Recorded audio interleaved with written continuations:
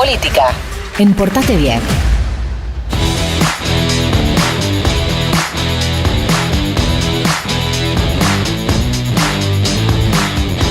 Cinco minutitos para las 10 de la mañana. En un rato nos vamos a meter, por supuesto, con todo lo que dejó la elección en Chile. Pero este fin de semana sucedió algo muy particular aquí en la República Argentina, que es que el viernes se levantó el secreto de sumario en la causa que investiga el 3% para Karina, las coimas, en la Agencia Nacional de Discapacidad. Y, chicos, es literalmente un escándalo. Tremendo todo. El fiscal Franco Picardi emitió su dictamen y la verdad complica absolutamente a Diego Españolo, que no aparece como víctima de este entramado de corrupción, sino como una parte fundamental, y también se suman diversos actores que ya van a empezar a declarar esta misma semana. Seguramente mañana con Franco Misraji vamos a abordar más detalles sobre esta escandalosa causa que debería preocupar y mucho, sobre todo a Karina Milei, cuyas siglas aparecen en alguno de los chats que en un ratito vamos a ver. A ver, ¿qué fue lo que pasó? Fueron citadas a indagatoria en total unas 15 personas.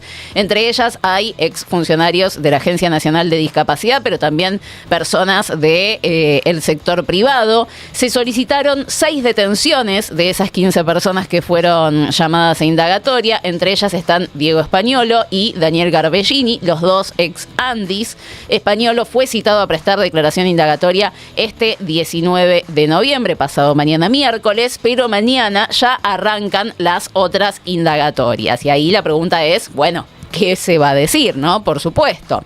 El fiscal lo que hizo fue detectar una organización delictiva que tenía la tarea de direccionar las compras, tanto de medicamentos como de insumos de alto costo, sobreprecios y pago de sobornos a funcionarios públicos. O sea, efectivamente, a partir de las pruebas recabadas, lo que ve el fiscal es que había toda una organización criminal tendiente a eso, quedarse con plata del Estado Nacional. Estas presuntas maniobras fueron realizadas en perjuicio de la administración pública y en particular de la población con discapacidad. Recuerden, es la Agencia Nacional de Discapacidad el organismo desde el cual se robaba, básicamente. Se calcula que solo en un año el robo, o sea, el haberse quedado con plata que le correspondía a los discapacitados fue de 43.000 millones de pesos. Un montón de guita. ¿Cómo funcionaba esto? A ver, se manipuló el sistema informático que usaba la agencia, la Andis, para adquirir medicamentos e insumos. Los funcionarios, ¿qué hicieron? Armaron 2 circuitos distintos y paralelos de compras. En uno, que era como la pantalla, el regular, hacían que participaran un montón de droguerías, de 14 a 16. Pero el circuito posta para adjudicar estas contrataciones iba aparte y era reducido. Participaban 3 o 4 empresas nada más que habían sido seleccionadas previamente: Profarma, Génesis, New Pharma y Floresta. 2 de estas empresas, 2 de estas droguerías actuaban como adjudicatarias reales y las otras simulaban competencia, presentando precios, valores que nunca iban a ganar, pero intentaban simular una competencia. Profarma y Génesis eran las que se quedaban en general con las licitaciones de medicamentos. New Pharma y Floresta lo hacían con insumos auditivos. En la investigación de esta causa, que es un escándalo, la Procuraduría de Investigaciones Administrativas, la PIA, encontró casos de sobrefacturación escandalosos en la Andis, ¿sí? Para redondear, por ejemplo, la compra de un medicamento que salía 400.000 pesos se pagó 8 palos. O sea, estamos hablando de mucha guita. O otros que salían 19 palos se compró por 45. ¿Sí? Era un sobreprecio más que interesante. Había distintos niveles en esta operación de corrupción que impacta directo en el corazón de La Libertad Avanza. Tenías implicados a funcionarios del Andis, como Españolo y Garbellini, que eran los que autorizaban, direccionaban, encubrían y cobraban estas coimas. Operadores por fuera del Estado, como Miguel Calvete, que es la persona señalada como que realizaba los pagos, y Pablo Atchabayán, que era funcionario en la época de Macri. Pero vos te acordás de Calvete, ¿no? ¿Sabés quién es Calvete? Me suena. ¿Quién es Calvete? Calvete era el que hablábamos cada vez que pasaba algo en los supermercados chinos. Sí. Era ese Calvete. El Calvete, que era el representante de los supermercados, de los supermercadistas chinos acá en la Argentina. Un tipo que, digamos, que sabía, digamos, toda la dinámica, que hablaba chino. También, digamos, un tipo que nosotros que laburamos en los medios hace 1000 años pasa algo con los supermercados y qué sé yo. Llama los Calvete. supermercados en general, y era cómo esto afecta a los supermercadistas chinos, y se llamaba Calvete. ¿Se Y- acuerdan? No lo tenía. tenía. Better Call Calvete. Y Atchabayán había sido, este muchacho, Pablo, había sido funcionario de Macri en su momento. Ya no formaba parte del Andis, pero por supuesto conocía todo. Y al parecer era como el cerebrito. Oye, más despacio, cerebrito. Era el que iba tirando órdenes, ¿sí? Para diseñar la estrategia, cómo gestionar los retornos, cómo se gestionaban las adjudicaciones. Y estas personas son sumadas, por supuesto, a todo este entramado, al que también está la otra pata que se suma, que es la de los empresarios. Entonces vos tenías los funcionarios públicos designados en la época de Javier Milei, los operadores como Calvete y este otro muchacho que estaba en la gestión de Cambiemos, y la pata empresarial. Todos esos estaban como coordinados para llevar adelante estas maniobras, que de hecho en algún momento, cuando se designaban a los funcionarios que después terminaron formando parte de este mecanismo de corrupción, se mandaban mensajes como se alinearon los planetas, ¿viste? Como, es la nuestra, prepárate que entrás. Bueno, en ese dictamen del fiscal hay algunos documentos interesantes. Uno es esta foto que tenemos ahí para ver de Diego Españolo con una mochila, registrado acá Diego Españolo entrando, son varias fotos, ¿no? Que hace todo el caminito acá, entrando y saliendo de la casa de Miguel Calvete con una mochila. Se encontraron mensajes, ¿sí? De parte del Poder Judicial. Se estima, por supuesto, que iba a buscar guita, ¿no? Y hay un mensaje, un chat que tenemos ahí, en donde Calvete lo que hace es contar, ¿sí? Están en una conversación de que necesitan plata, 5 palos, ¿sí? Para el boludo del pelado. Que vendría a ser este muchacho. Que vendría a ser Diego Españolo, ¿sí? Son 5 palos. Estaban intentando coordinar en estos mensajes la búsqueda de 5 millones de pesos para un supuesto viaje a Israel que no se realizó. Y en este chat, bueno, dicen son para el boludo del pelado, se supone que es Diego Españolo. Sí, digamos que las suposiciones tienen que ver, digamos, con todo, digamos, con todo el laburo de investigación que viene haciendo el fiscal, y que, digamos, hay pruebas que lo coincide, respaldan. claro, que coincide los diálogos, que coinciden las fechas, Claro. que coinciden los ingresos de Españolo. No es que, bueno, porque Sí. la justicia o el Poder Judicial no debería basarse en suposiciones, No, sino claro. en pruebas. Y bueno, evidentemente todos los caminos de este rompecabezas que acaba de armar Franco Picardi tiene que ver con esto, ¿no? Exactamente. Y ahí tenemos otro chat también con su hija, de Calvete con su hija Ornella, que es funcionaria del Ministerio de Economía, bajo la tutela de Luis Toto Caputo. A ver cuál es esa.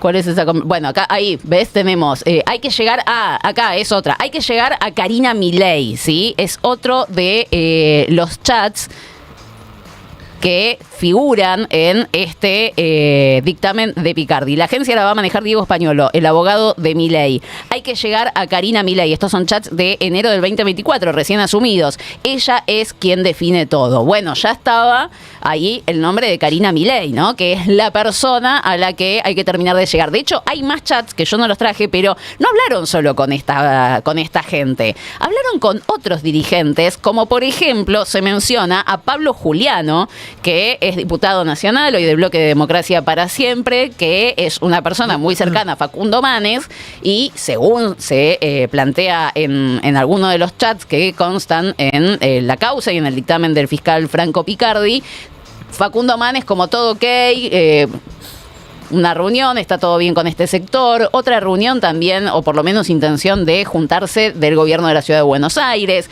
de Jorge Macri, digamos, era gente que mantenía contactos con distintos sectores, en este caso puntual, por supuesto, todo el choreo que se vio con Diego Españolo como hoy la cabeza visible y Karina Milei como la persona señalada. Ahí tenemos el otro chat, que ahí sí es una conversación extensa con su hija. Bueno, están hablando, ¿no? Ella le pregunta, ¿hablaste con Claudio de ortomepia alemán? Buen día, lo veo a las 3 en el francés, gracias, éxitos, dale que te compro algo lindo si sale, le dice la hija, algo como una Lambo, una granja, lo que quieras, y él le responde, no hace falta, con el 3% para KM está perfecto.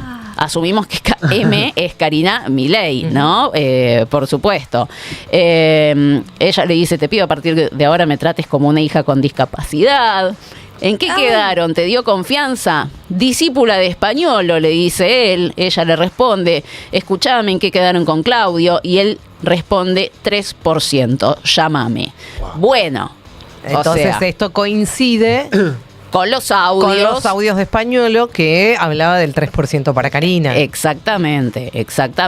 Es cuanto menos, cuanto menos no. O sea, para el fiscal es prueba, claro. Digamos. Sí. Eso es prueba, evidentemente, por la resolución que toma. Sí, y después pide él el pedido pide la detención de Españolo. Pide detenciones. El juez creo que no lo avala, por lo menos hasta ahora hay una sola persona detenida, claro, pero se piden las detenciones, entre ellas de Españolo, que el miércoles va a tener su declaración indagatoria.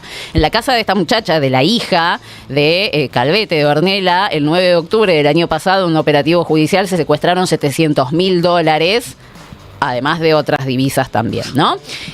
Otras puntas que... Y una cosa que es que, evidentemente, apenas aparece, eso es interesante, por ahí después, mañana se lo podemos preguntar a Franco para que lo corrobore, si es así, de todas las cosas que se leyeron, que se publicaron este fin de semana, la idea de que a partir de la difusión de los audios y que esto, digamos, toma relevancia en la justicia, en el juzgado, donde está el fiscal Picardi, les intervienen los teléfonos.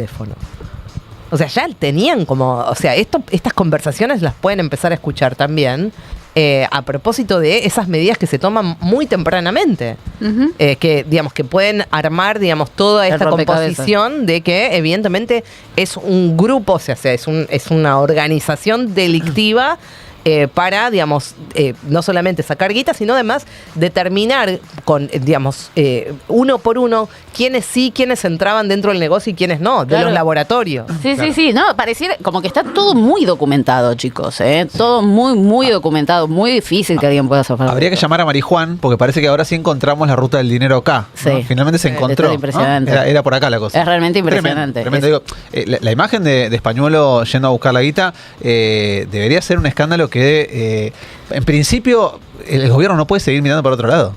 O sea, de alguna manera alguna respuesta tiene que haber del gobierno, ¿no? Digo, no es el audio fue inteligencia artificial. No, sí, ya el audio es anecdótico. Ya está. Altura, ya está. Se movieron muy rápido. ¿Sí?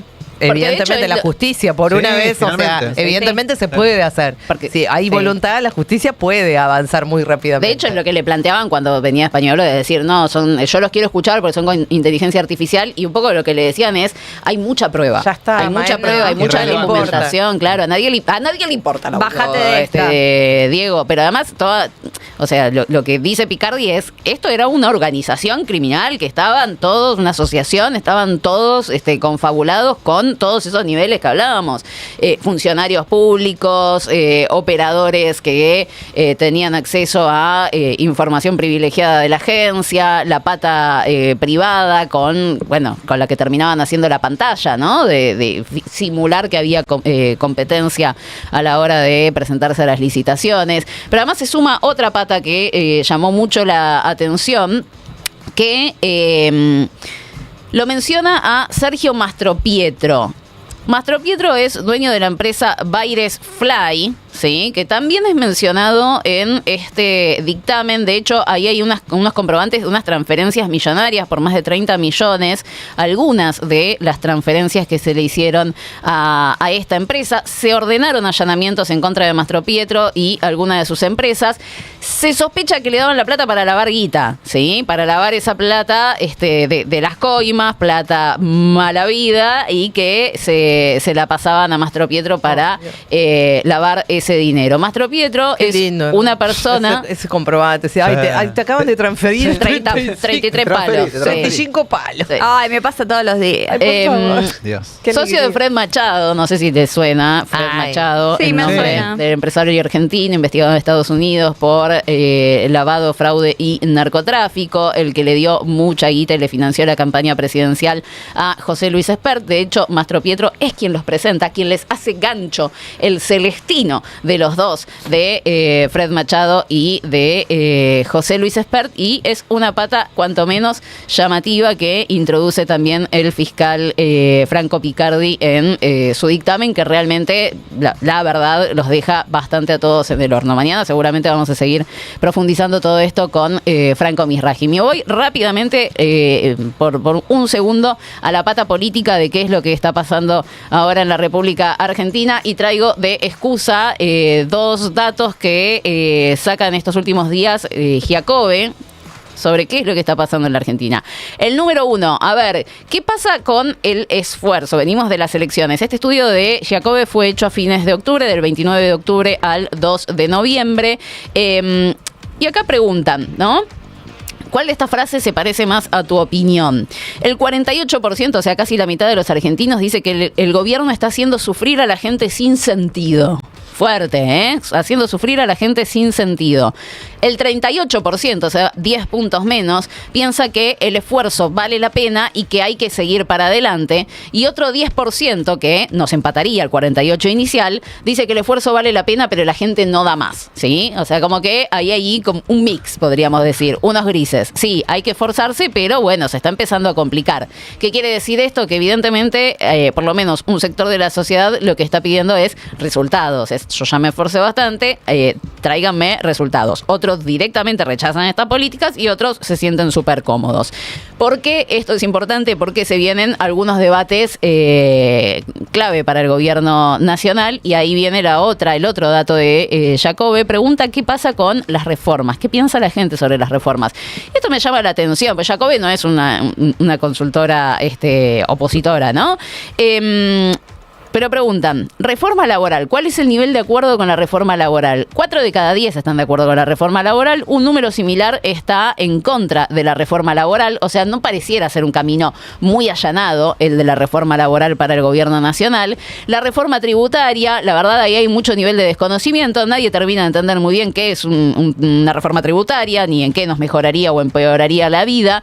Casi 4 de cada 10 está a favor, 37 a favor, 25 en contra.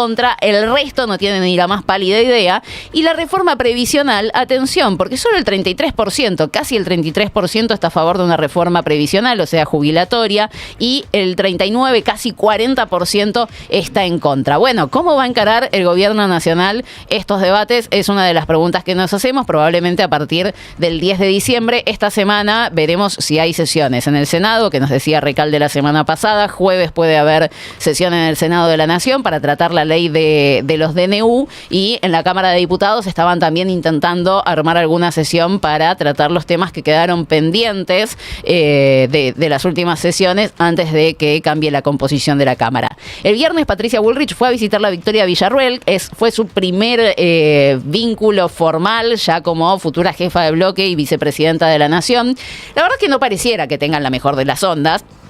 Ellas dicen que van a mantener una relación cordial. Patricia Bullrich lo que hizo fue acercarse a Victoria Villarruel para decirle: no me patees en contra, hermana. Vos, de hecho, tenés que militar con nosotros las leyes en el Congreso de la Nación para que salgan las leyes del gobierno nacional, y en la medida de lo posible bloquear un poco la agenda opositora, o sea, darle prioridad a la agenda del oficialismo. Victoria Villarruel lo que dijo es: yo no tengo facultad ni para una cosa ni para la otra. Yo lo único que tengo que hacer es habilitar las sesiones y dar la discusión en el Senado, y es lo que vengo haciendo. La verdad es que no vengo jugando en contra del gobierno nacional. Pareciera ser que hay cierta desconfianza, ¿no? Por supuesto, sobre la figura de Victoria Villarroel, que en estos primeros 2 años tuvo una relación bastante tirante con el gobierno nacional. Así que veremos cómo se desarrolla todo esto. Probablemente, y lo decía Lumi fuera del aire, probablemente hasta el 10 de diciembre tengamos cierta quietud en la política nacional y ya para el cierre de año volvamos a ver una vez más el Congreso, sobre todo reactivado con las sesiones extraordinarias convocadas por el presidente. 10 de la mañana, 15 minutitos. Portate bien. De 9 a 12. En Re. Y cerramos este repaso con la información del tiempo, como está ahora